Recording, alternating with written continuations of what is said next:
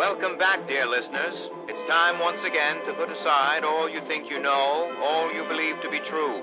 Time to open your mind to the strange, bizarre, and sometimes terrifying world that exists in the shadows and fringes of our own, where myth, legend, and rumor are made real. Yes, it's time for more thrilling tales from the West Virginia hills. It has been said that money is the root of all evil. So, when greed knows no bounds and avarice goes unchecked, what other appetites might take hold? Tonight's gripping tale, Curse of the Wendigo, chews over this very question. We begin at the Corvega Auto Assembly Plant in Huntersville, West Virginia, where plant owner and operator Richard Moore is known for squeezing every ounce of profitability from his workforce.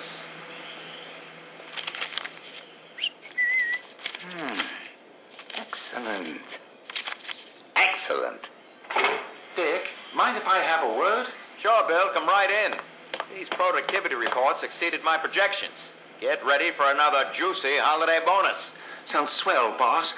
But I was walking the floor, and I noticed that the plutonium containment levels are all looking a bit high.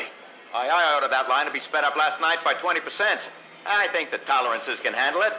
Well, I understand wanting to be more efficient, but if those plutonium cells don't cool properly... Come now. With great risk comes great reward, see? Still, that's a lot of risk you're taking with the safety of the crew. They'll be thanking me come bonus time. After all, money puts food on the table. Warning, containment meltdown. Warning, containment meltdown. Core containment is rupturing. We need to get clear. Come on, let's go. What about the men on the line? Nothing we can do for those poor sops now. Just hope you and I can make it.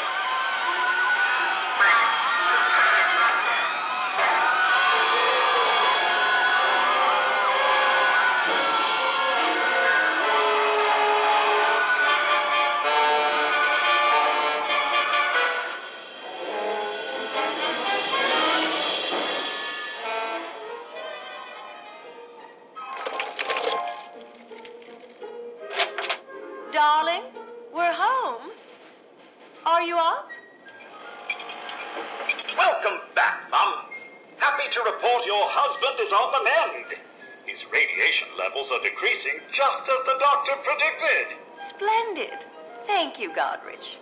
Godrich, look at my new cap gun. Isn't it swell? A marvel to behold, Master Jim. By the by, Mum, I do say Mr. Richard certainly seems to have his appetite back. He's eaten twice again since lunch, yet still appears hungry. A very good sign of recovery indeed. Yes, I suppose that is good news. That you, dear? Say, did you buy more steaks? As I was saying, Mum, he's eaten up every last steak, meatball, and banger, I'm afraid. Oh, my. Sorry, darling. I'll go to the butcher tomorrow. Insistent, isn't he? Yes, Mum. Quite. Unfortunately for the Moore family, all is not as it seems with their recovering patriarch. Tune in next time for the thrilling conclusion of Curse of the Wendigo.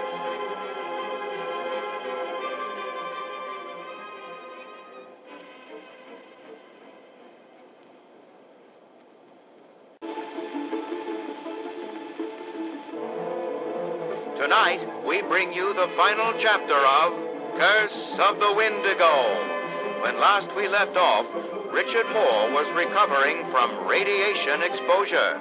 His family had just returned home. Can I show Dad my gun? Jimmy, I told you, not in the house. And remember, you can't go into the bedroom yet. Aw, stupid quarantine. I know it's hard, sweetheart, but we just have to be patient. This happens to lots of people with important jobs like your father's. Okay, I won't go in. I'll just say hi. Dad? Dad, did you fall asleep? Jimmy, That you out there, sport? Yeah, it's me. Jimmy, I'm hungry.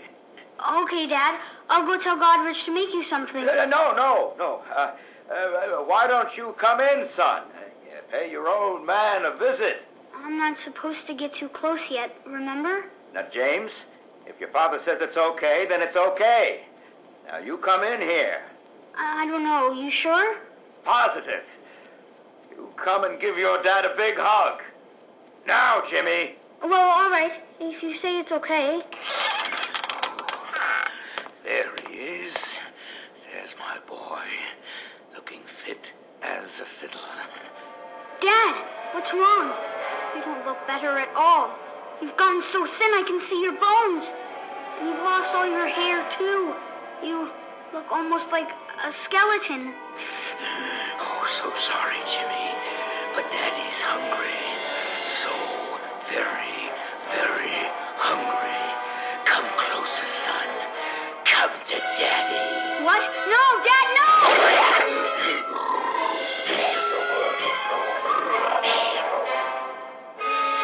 Was it the radiation, a side effect of the medication? Or was it greed that caused this carnivorous transformation? We may never know. Be sure to tune in next week for another thrilling chapter of Tales from the West Virginia Hills.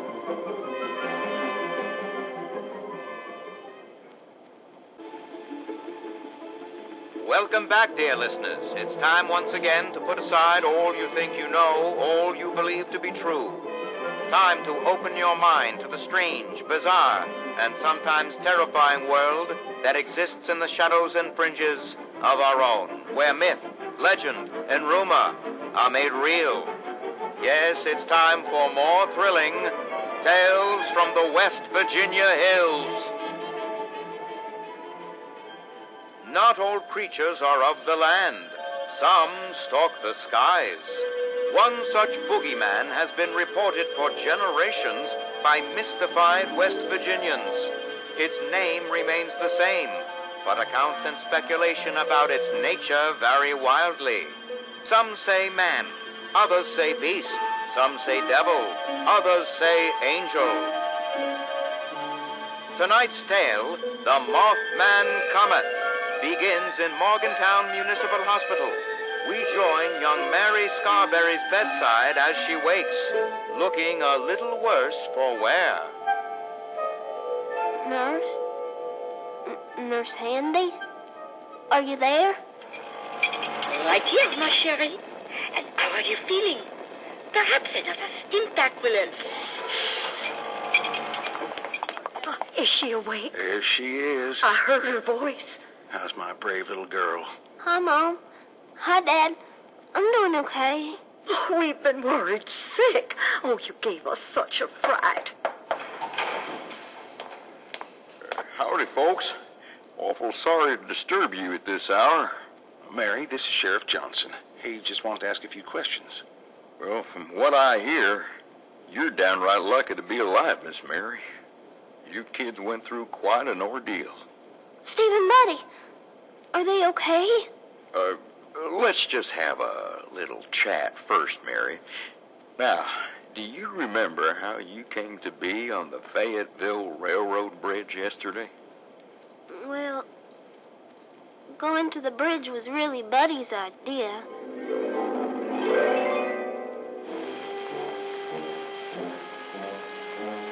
Come on, Mary. Don't whip out. Every kid's got to do it sometimes. But, Buddy, you know I'm plumb scared of heights. How far you reckon that drop is, Steve? My daddy says 1,000 feet. I heard it's 2,000 feet. Plenty of time to say last words and final prayers before you hit the river. Stop teasing me. I told y'all I'm nervous enough already. Come on. Quit your stalling. Here, watch me. There's nothing to it. Buddy, be careful. Last one across is round egg. Here goes. Atta girl. Come on. Slow down. I gotta take my time. You're doing swell, Mary. Oh, no. I don't think I can go any further. You can't chicken out now. Just put one foot in front of the other. Hey, y'all. Look. Up in the sky. Dang, what is that? It's too big to be a bird. Wait, I know what it is. See how its eyes are glowing red? It's the Mothman.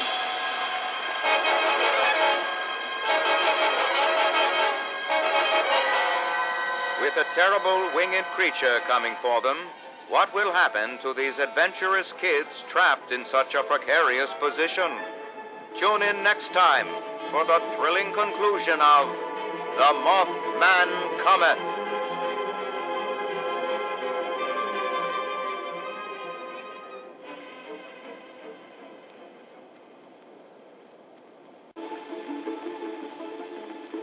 Tonight, we bring you the final chapter of The Mothman Comet.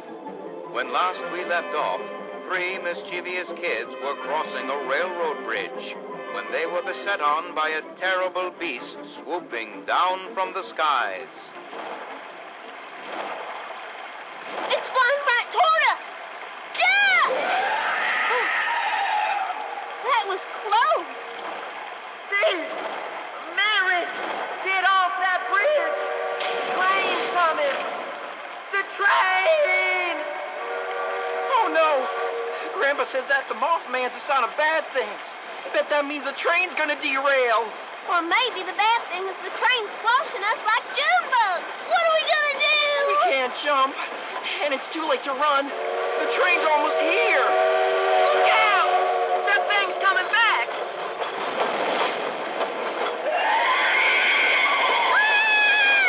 Steve! The Mothman's got us in his claws! Hang on, Mary! Buddy! Help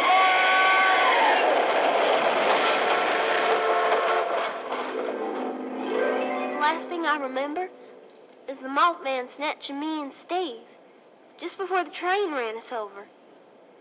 Sheriff, I know it sounds crazy, but I reckon it saved my life.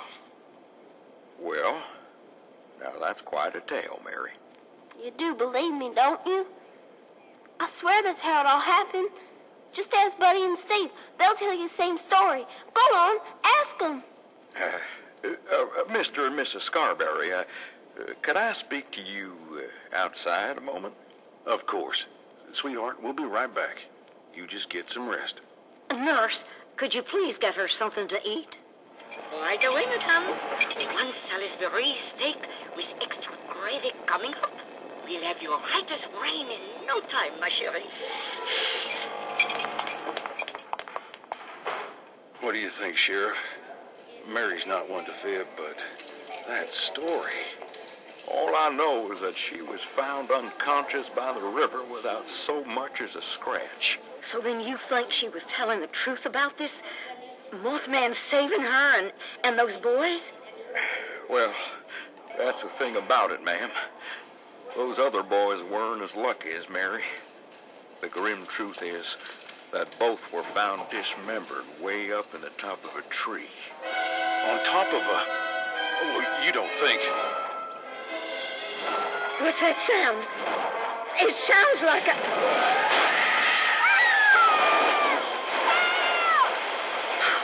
Mary! The window. It smashed right in. The nurse is torn to pieces, too! Right as what? Mary! She's gone. What's happened to my sweet Mary? Do something, Sheriff. Do something.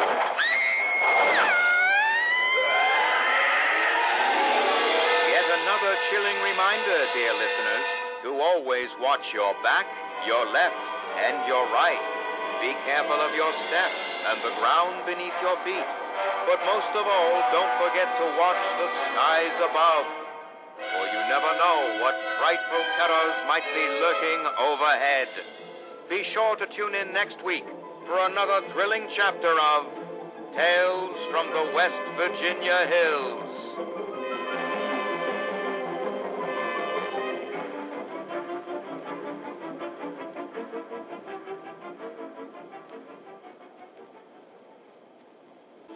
Welcome back, dear listeners. It's time once again to put aside all you think you know, all you believe to be true.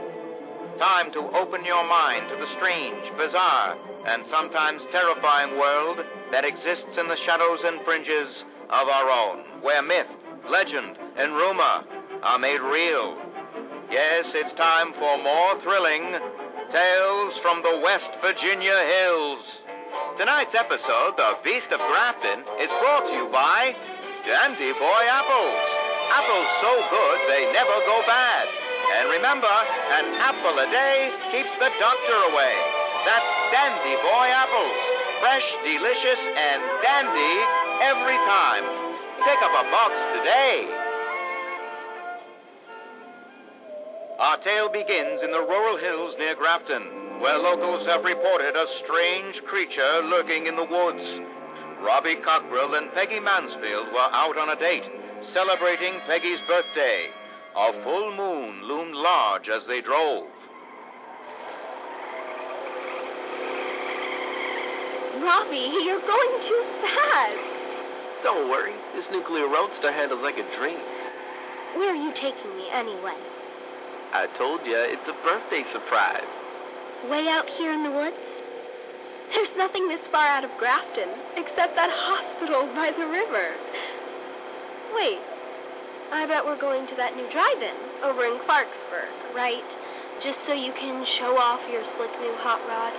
Ah, come on. Don't be like that, Peggy. I just thought the drive-in would be romantic. Oh, Robbie. Robbie, look out!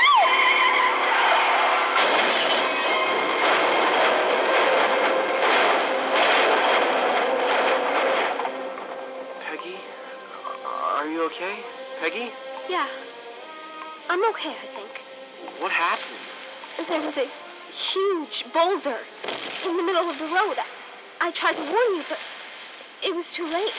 But look, in the road. There's nothing there. How could that be? I saw it plain as day in the headlights. And just look at the front end. It smashed right in. I mean, it didn't just get up and walk away. What was that? Probably just a wolf. It didn't sound like a wolf to me. There it is again! Whatever it is, it sounds like it's coming this way! Look, those lights by the river. That must be the hospital. We can get help there. Come on. Ow! My foot, I think I hurt it in the accident. Look, I'm bleeding! Everything's going to be okay. Here, lean against me. There you go. Will our two lovebirds survive such a harrowing ordeal? Tune in next time for the thrilling conclusion of The Beast of Grafton.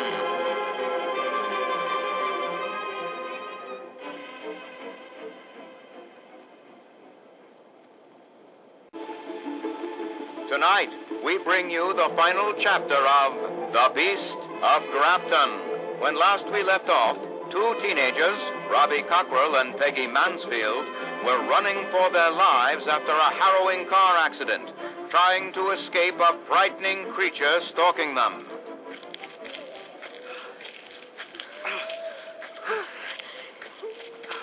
See? You're doing great. Just like when we won that three-legged race in the park. We're almost to the hospital. Oh, no. There it is. I see it. Coming out of the woods. It's bigger than a bear. And look, it has no head. It's just flesh and muscle and claws. Robbie, it wasn't a boulder we hit. It was that thing. It's okay. We're here. We made it. Door's locked. Hello? Anyone in there? Help us!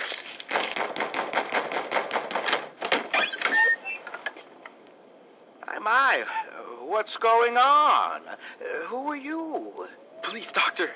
There's been an accident. My girlfriend's injured. There's something after us. A monster in the woods. Oh, a monster, you say? I know. It sounds crazy, but I hit it with my car and... I see. It's just you two? Yes, it's just us. Oh, won't you help us, doctor, please?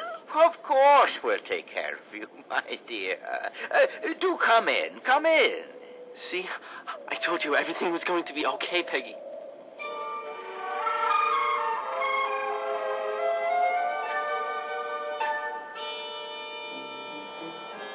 Doctor, are you going to call the police about the thing outside? Well, all in good time, son. First, let's have a look at the girl's foot.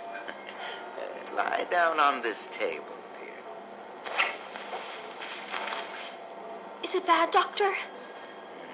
Nothing we can't fix right up. I think a little shot should do the trick. Ow! What's that shot for? I told you. To fix her. Doctor, my arm's starting to tingle. Is that normal? Oh, yes. Quite normal. Ow! It's really burning now. Hold still, my dear. Hey, why are you strapping her down like that? Just following procedure. In the hallway! It's the monster! Actually, that's an entirely different subject.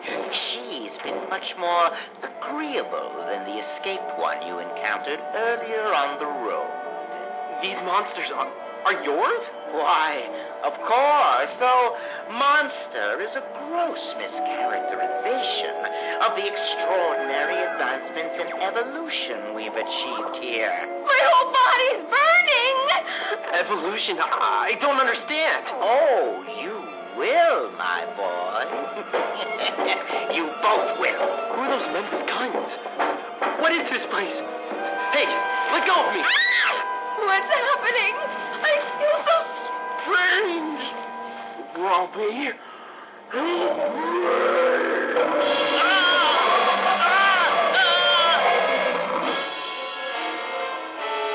Tonight's gruesome tale taught us several things.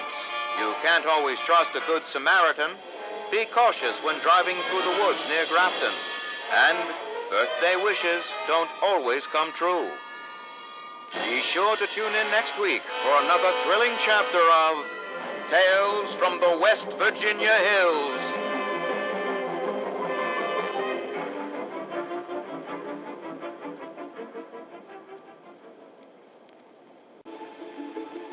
Welcome back, dear listeners. It's time once again to put aside all you think you know, all you believe to be true.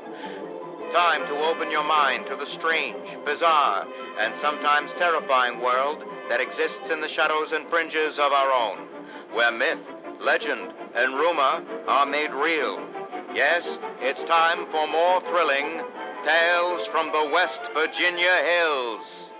In tonight's thrilling story, Sideshow Snallygaster. The carnival has come to the Tyler County Fairgrounds.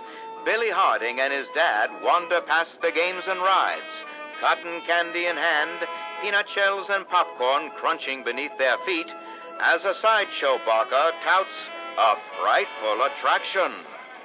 Hurry, hurry, hurry! Come one, come all! Come and see the Snallygaster, the most dreaded creature this side of creation. Once a winged beast hunting the prehistoric skies, the cruel mistress of time has turned its wings into mere appendages, spawning this fearsome six-legged monstrosity. Hurry, hurry, hurry! Step right up and behold the stupendous Snallygaster! Dad, I want to go see the Snallygaster. No, hogwash. Sideshows are a swindle, Billy. All just smoke and mirrors. But he said it has 6 legs. Trust me, son. When you get inside, all you'll see is a shaved bear with extra legs glued on. Aw, Dad, please, I'm begging you. Billy! Whoa, slow down there, champ. Sorry, Mr. Harding. Hi, Teddy. Were you just in there looking at the Snallygaster? My dad says it's a fake. I tried, but it costs 5 tickets. 5 tickets? It's gotta be real if it costs that much. Yeah, that's what I thought, too. You know, it was a carny who coined the phrase, there's a sucker born every minute. Dad. Anyway, when I didn't have enough tickets, I tried sneaking in. You did not. Did so. Sorry, Mr. H. It's okay, Teddy. Your secret's safe with me. Gee, thanks. So, I went around the back, looking for a place to sneak under the tent, And overheard 2 workers say the Snallygaster escaped. Escaped? You're kidding. All right. I hate to break it to you, boys, but that's just a publicity stunt to stir up intrigue. Those men were scared stiff. What should we do, Dad? Well, I'll tell you what I'm going to do. I'm going home. If you 2 want to stay longer, then so be it. But what about the Snallygaster? Like I said, no such thing. Just don't dawdle too long, understand? They're closing soon. Okay, Dad. You think he's right about it being fake? I don't know. Well, the only thing I have enough for is the funhouse. Want to go? Same here. Come on, it's this way.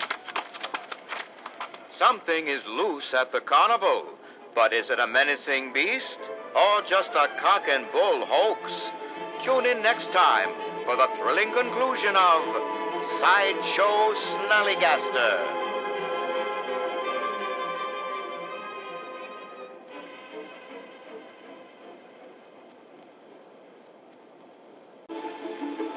Tonight, we bring you the final chapter of Sideshow Snallygaster. When last we left off, 2 boys, Billy and Teddy, were headed toward the funhouse, trying to shake off the upsetting rumor that a dangerous beast escaped its cage. Wow, this funhouse is bonkers.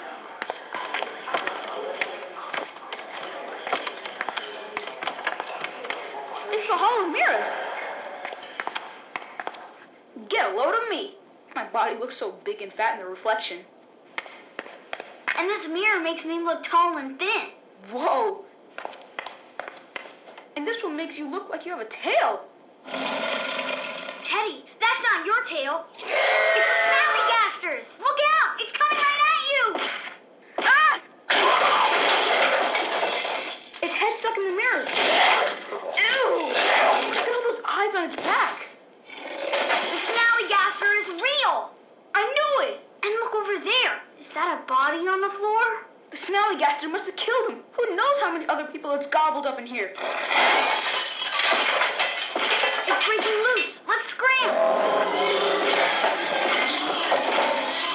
Ah! It's got me. Its limbs wrapped around me. Help me, Daddy. Down, girl. Down. It's the carnival barker. Help us. Sit down.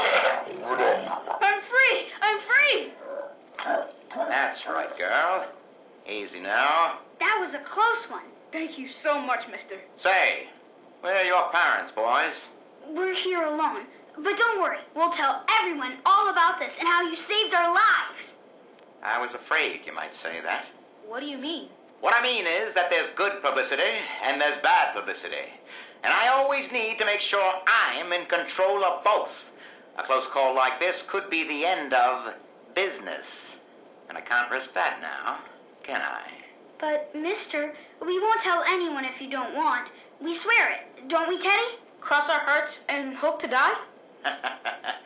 Well, now, I couldn't have said it better myself. Supper time, girl. The next day, the carnival pulled up stakes and moved on to the next town, because the show must go on at any cost. Be sure to tune in next week for another thrilling chapter of Tales from the West Virginia Hills.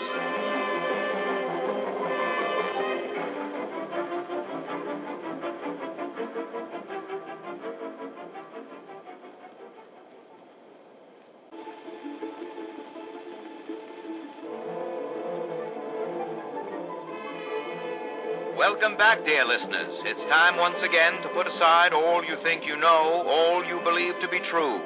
Time to open your mind to the strange, bizarre, and sometimes terrifying world that exists in the shadows and fringes of our own, where myth, legend, and rumor are made real. Yes, it's time for more thrilling Tales from the West Virginia Hills. Tonight's episode, Who Goes There? The Strange Encounter in Flatwoods, is brought to you by Sugar Bombs, the breakfast cereal with explosive great taste and 100% of the recommended daily allowance of sugar. Get your morning started right with Sugar Bombs. Our tale begins on a fateful night when a young pioneer scout, Fred Fisher, finds himself in quite the predicament, having taken a spill and fallen into a dark place.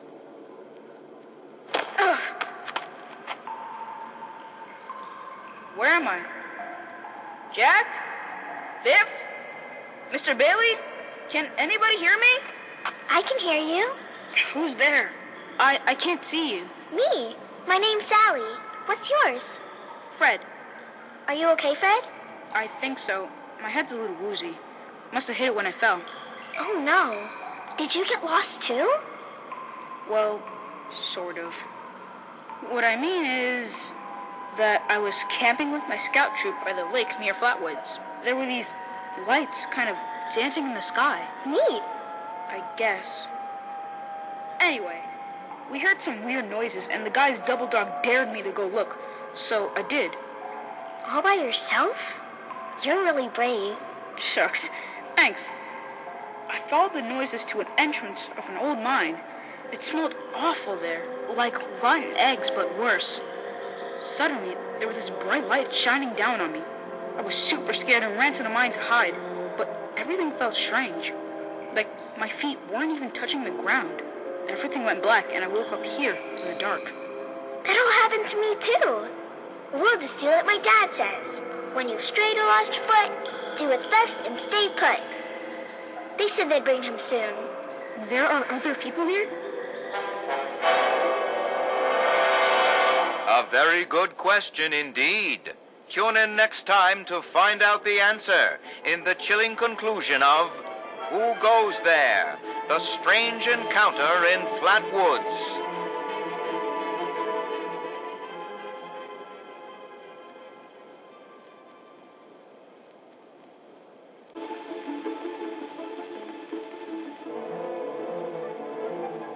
Tonight, we bring you the final chapter of Who Goes There? The Strange Encounter in Flatwoods.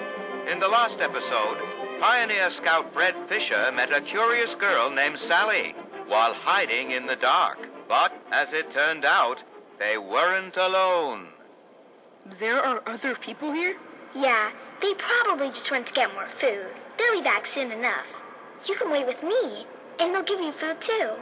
You just have to do what they want. What do you mean? When they want to play games with you. Games? What kind of games? I'm still learning the rules. Mostly, they're kind of boring and only hurt when they use the needles. Needles? Yeah, you know, like at the doctor. This doesn't sound like any game I know. It sounds downright awful, and these people sound really bad.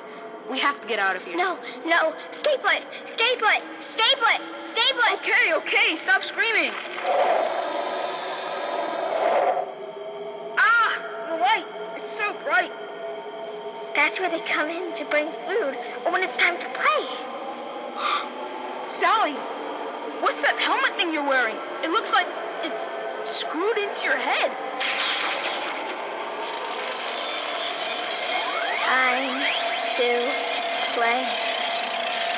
Time to play. Sally, what's wrong? Why are you acting like that? Time to play. I see them now. Time They aren't human at all. Time to... No! Stop! Let me go! Sally, help me! I don't want to play! I don't want to play any games! No! Fred Fisher was found days later, wandering by the river outside Flatwoods. He was disoriented but unharmed, save for 2 small wounds on each temple. To this day, Fred is convinced his strange encounter was real, and even continues to search high and low for a missing girl named Sally, whom he swears he met. So I leave it to you to decide, dear listeners. Was this simply the wild imagination of a frightened boy lost in the woods? Or was Fred Fisher, in fact, abducted by brainwashing aliens from outer space? Be sure to tune in next week for another thrilling chapter of Tales from the West Virginia Hills.